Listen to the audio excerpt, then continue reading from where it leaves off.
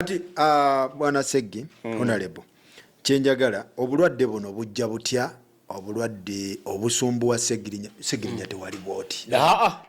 ali bwenti nali musajja ali energetic very energetic nali musajja ali strong obulwadde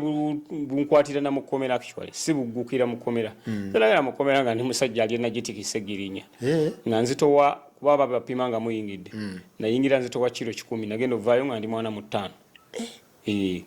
ana mutano kira 5 bakusaza 5 mu 5 zonna 5 mu 5 zonna mugana nge Faruku sirabako 5 mu 5 wagaleka kilogramu 5 mu 5 nazireka kigundi kigo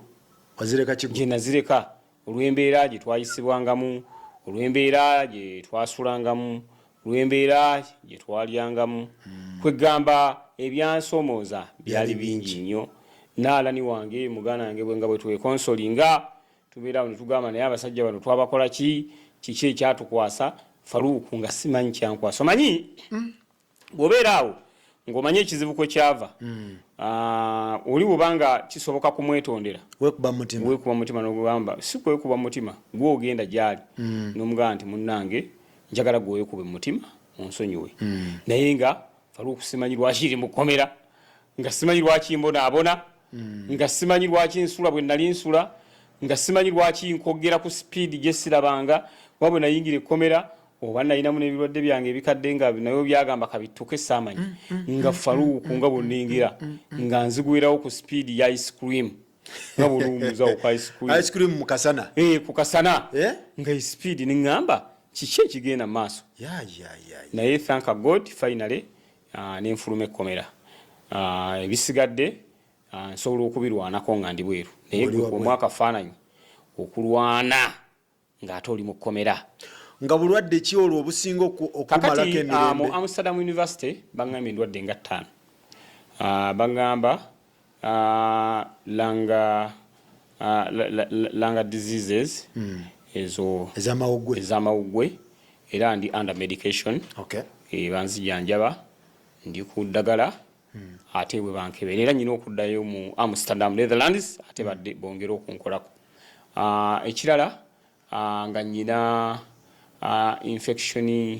ya spinal cord spinal cord infection obaddusa nnyo oba abasajja spinal cord infection yene era ndowooza yava ku basajja bano ebiroze nabatwalanga nange nyinza okukkaanya naawe kubanga jjukira buli odduka ennyo siwajereega basajja nnyo waliwo wayita mwala abasajja ne batategeera more deployment please more deployment abasajja nga bongerako deployment naye nga omusajja gwe baliko ali muntu naye baba wali odduka ate nno nvambi okudduka nakolange kooti eri bweti nakolanga bwenti najjanga nze Segirinya nzija ne strategy 2 nzija ne strategy ega nti kati leero kaasa ate nenzija ne strategy egamba nti leero ngumi moto na moto naye wagireeta omusajja abadde otyo ono obadde otya mugananga olya mmere Katonda wange abajja okunkwata nga sikuba naye nga nsobola okugumi Segirinya nyina bwe nsibira ennyama ku ttaka ng'onsitula bw'oti ng'ogwo omusajja bamusibiddewo nagundi omusajja bamusibiddewo na supagulu kiki bino abapoliisi babimanyi nga sivaawo byonna ebyo tebabimanyi naawe era nga beewuunya but the man nga balinga basula enkongolo nga siva ku ttaka so kakati ebintu ebyo ne bikuaffectinga muki kakati spinal ndowooza actually activities kukonamu omaye wano bakonamu okusigukulula okusigukula okunzijawo tomala gavirawo ku bwerere sebaawo kasooka luba nze kati njawula n'empi ninga nti kati ono wamagye ono ankubi ono kati ozaawula nzaawula ninga ono neweziba munzikiza kugayo oli bwandi oluyingamba Faruku ono aleka yakolamu training y'amagye kati ozimanyi nzaawula nozaawula omanya nti kati ono wa military ono wa poliisi lwaki ekizinjawuza nti experience nzije njiyitamu njifunye ebbanga lyonna nolwekyo muganda wange abantu bayinza oga Segirinya nga asirise sirise sisirise muganda wange ate kati kyenfumba ate ate kikambwe nnyo so abasawo ne bagamba nti olina ku spinal obulwadde bwa spinal cord kati nemba nga ndi under medication n'ebirwadde ebirala bingi bisijja kumenyera naye gwe manya nti ndi under medication ate nga bwe mpulira mu improvement era siyinza kutuula kubanga kyetwetaaga yenkyukakyuka y'eggwanga Uganda. So honorable mu bulwadde era mu mbeera y'obulwadde kinkoze bulungi nti wavaayo ne mukola ne mutabagana ne mugandawo ku kitebe era naye ng'ate wali mu kusooka wali statement nebaza Omukama Katonda eyampa wisdom nemba nga natabagana ne muganda wange. Waliwo ebintu bye tukola nga tubikolera mu busungu. Yes. Ate ne weerabira nti Faruku muganda wo. Ojja mweta. Ne weerabira nti Alex Luwemba muganda wo. Nonyiga olusi n'okola statement oba olusi n'obaako ekintu ky'okola ate ne kikosa. Yes. Ate n'oyera muganda oli naye ng'olusi naye alina kye yayogera nga naye kyankosa. Yes. Solution eba ki? Mawulire oba kutabagana nti muganda yanyiza wano nange nakunyiziza wano. So bwe neebaka Segirinya. Ate ne muganda wange ne yeebaka. Naga nti ffe tuli ba Luganda.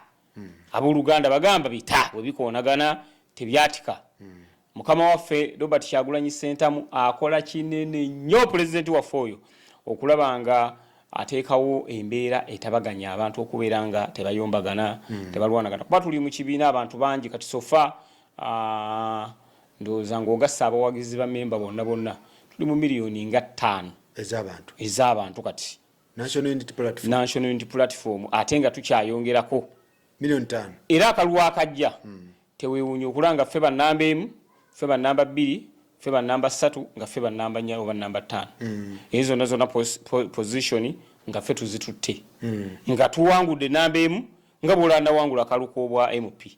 Ndakuba abasajja nga nze namba emu ne bagezaako okwekwata bisubi ne bagaa ati ate Segirinya ye namba 2 ne baddira ne bayigira bati nti ye namba 3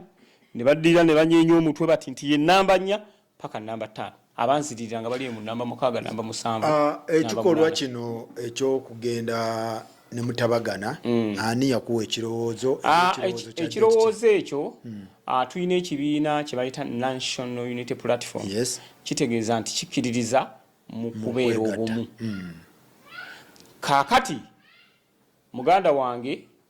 gwe nali nyombaganye naye Waiswa Mufumbiro gwe twali tukayanye naye akkiririza mu principles eza National Unity Platform. Yes. Ate nange Segirinya nzikiririzaamu emu ku principle ya National Unity Platform it is unity okubeera obuki obumu. Kakati nalinga mpulaninga okwogera ne muganda wange Waiswa ate nga naye apulaninga okwogera ki nange kati ne tugwa ddulo nitugaa nti ffe tuli baana bannambi muganda wange Waiswa tewali nsonga etwawula wano tewali ebyabaawo byabaawo naye ate ffe tuli bawamu batuyita National Unity Platform ate ne mukama waffe president yalondebwa Robert Kyagulanyi Ssentamu president w'eggwanga Uganda. Ekyo imanyi kiwunyira abantu ziizi naye yakola kinene nnyo mu nteekateeka eno ey'okulanga tukola ki tutabagana muganda wange Waiswa Mufumbiro era muganda wange Waiswa Mufumbiro simuyinaako yadde ettondo ly'akazibu konna tolina kugambye kidemu Waiswa Mufumbiro muna NUP myuka omwogezi w'ekibiina kya NUP simuyinaako yadde obuzibu bwonna simuyinaako yadde obuzibu bwonna era kyemusaba tutambule tulabe nga tununula eggwanga lyaffe Uganda because kyetwetaaga mu Uganda it is unity not disunity. Era biri ebyo simayo muyire nfufu mama namugamba nagamba mama nti kogeza n'osonga mu nfuufu bwoti ne bwe naba muntu ananjafubutukayo saagala agisongemu yadde olugalo tageza no era njagala n'okuziika ng'omutwe guli mu bbanga bwe guti bwe mbanga nsoose muganda wange Waiswa kuba Katonda tomanyi bwe yategeka oba Waiswa namusooka oba nze oba namusooka oba ye anaakola ki oba anansooka ye Katonda yakola ki yamanyi enteekateeka ze so tuli bumu nga National Unity Platform era ekigambo ekyo ndowooza okiwulira National Unity Platform kitegeeza kubeera united eggwanga lyonna kitegeeza kubeera united kati buli ava ku nnono ya united aba akoze ensobi so kati mu kuziika Waiswa ajje Katonda wange asitule in case just bwe mbanga musoose kuba ffenna tuli baakufa ffenna era waliwo eyaŋŋamba Sseggirinya lwaki oyogerera nnyo bintu ebyokufa death is inevitable bwe kiri like it or not ndi wano naawe Faruku oyinza ofuluma ne bagamba nti oyo gy'ova ate miranga noga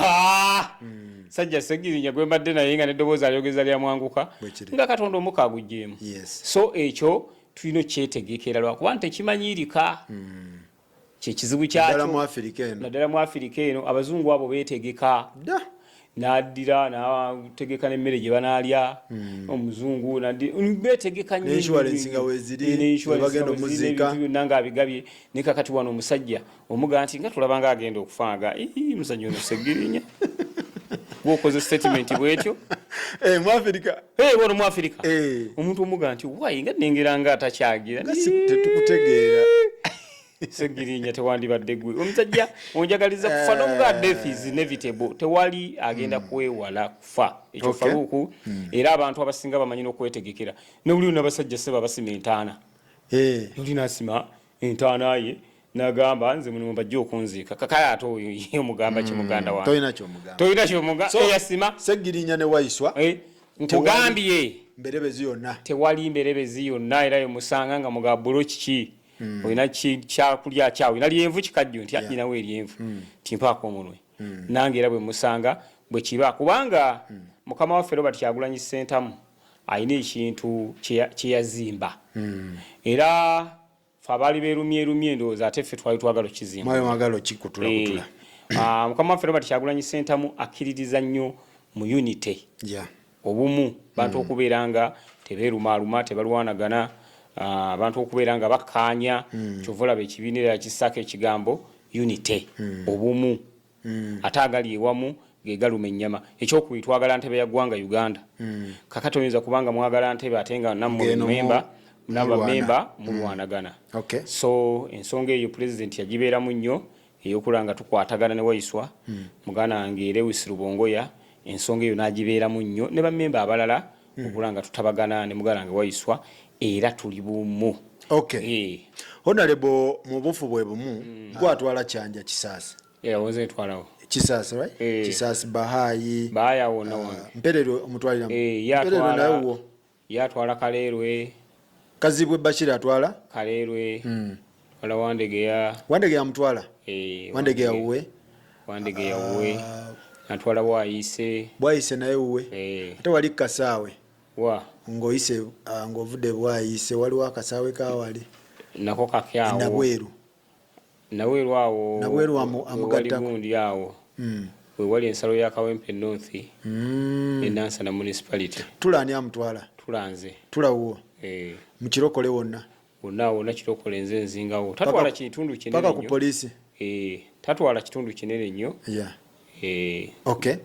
so mwenna mwagenda gwe nobeere mabega wa Mitayimbwa Kazibwe Bashir ne Bannakawempe ne mubaleka mu bbanga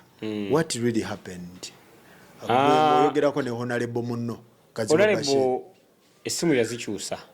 Kazibwe Bashir essimu yagikyusa bwenkuba sikola ki simufuna kubanga constituency ezo it is a sister constituencies nti ziri wamu osobola okulinnya mu Kawempe North n'olinnya ne mu Kawempe era abasinga bazitabula ate ne mu parliament bwe musangayo simanyi lwaki ndaba agezaako kubanga awetamu koona ne mutakwatagana bulungi ne mutoogera kubanga nali njagala njogere naye ku lw'obulungi bwa constituencies ebbiri nti ekikosa Kawempe South ate kikosa ne Kawempe North olaba nze Faruku ndi mulwadde naye nkolera mu bulwadde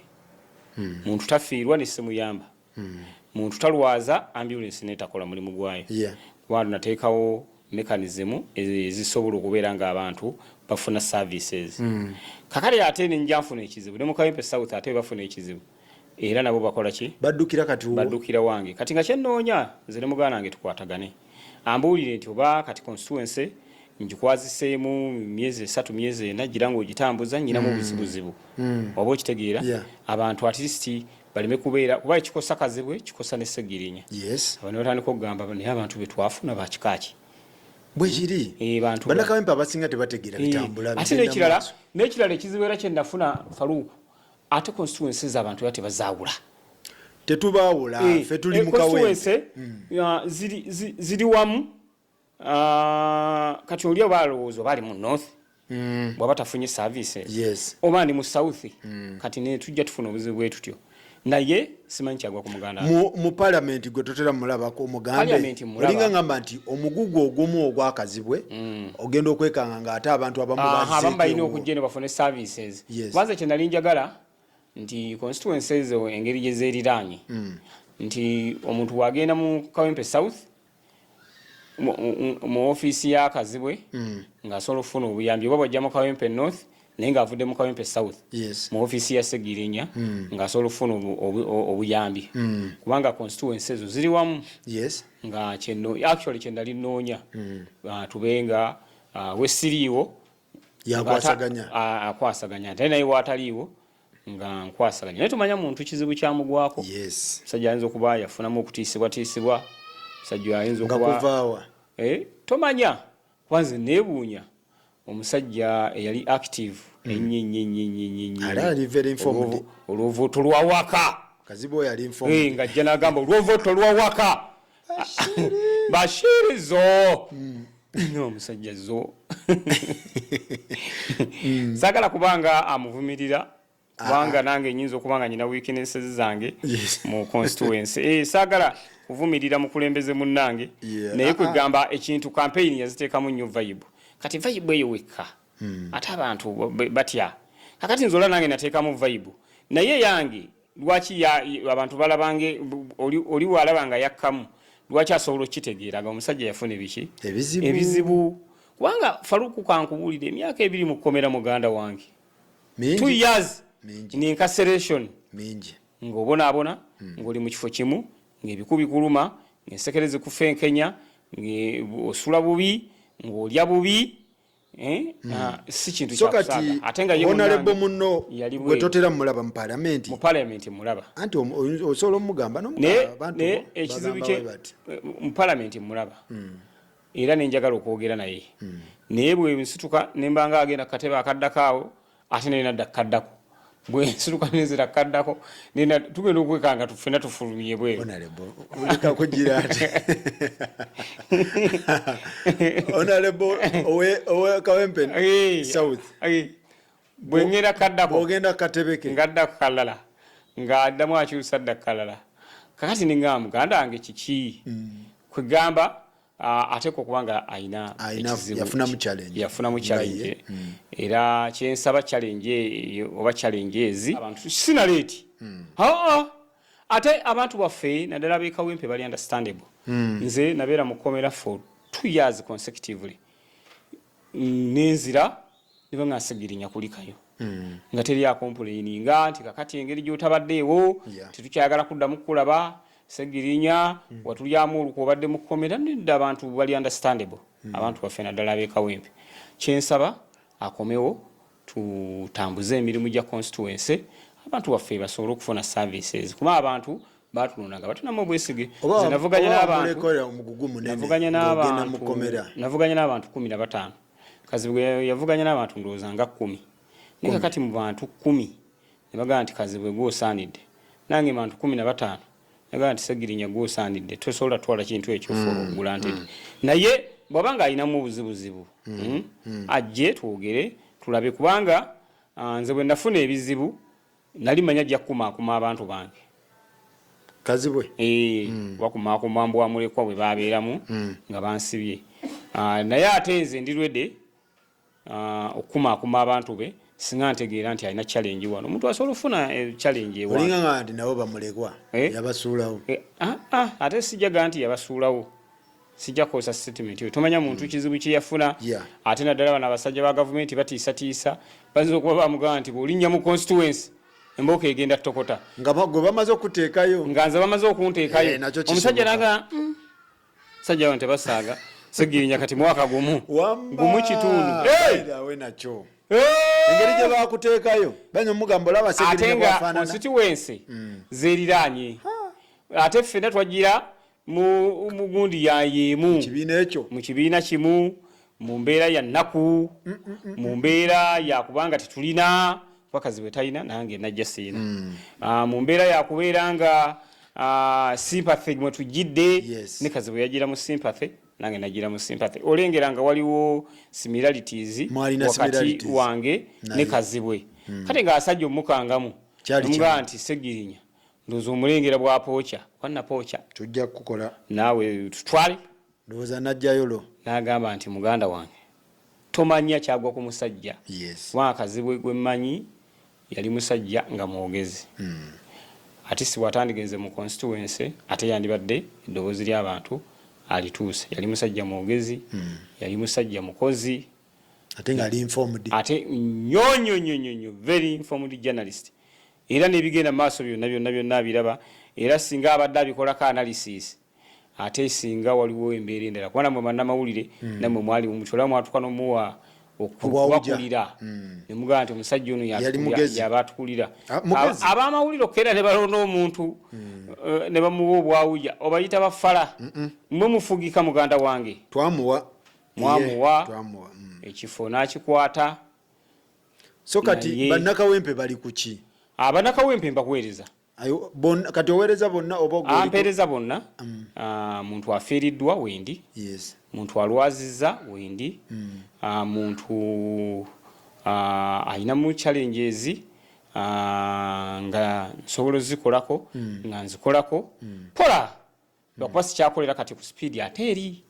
olwokuba nti nafunamu obuzibuzibu kati speed neyeetema naye ate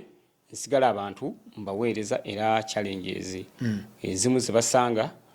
nzikolako naye lwakuba sikyakola ku 95% percentage yeetemamu kati eri mu 70-80 gwe nakwatanga emitwalo 3 ng'afunye ekizibu kati mu 2 ne mugamba munnange ako kensobodde kasobola okubeera nga katambuza enteekateeka gy'ofunye oba afiiriddwa oba nga bw'omanyi yeetaaga nsigo beetaaga biki bintu bingi nnyo abantu baffe faluuku bye beetaaga naye nga nsobola okubeera nga mbikwasaganya mu mbeera gye ndimu naye ate siyinza kubeera nga nnyimba ekyo nalwala nabansiba nidda ate nga wagamba obbaweereza mbulungire embubi wali ku madala ga paaliyamenti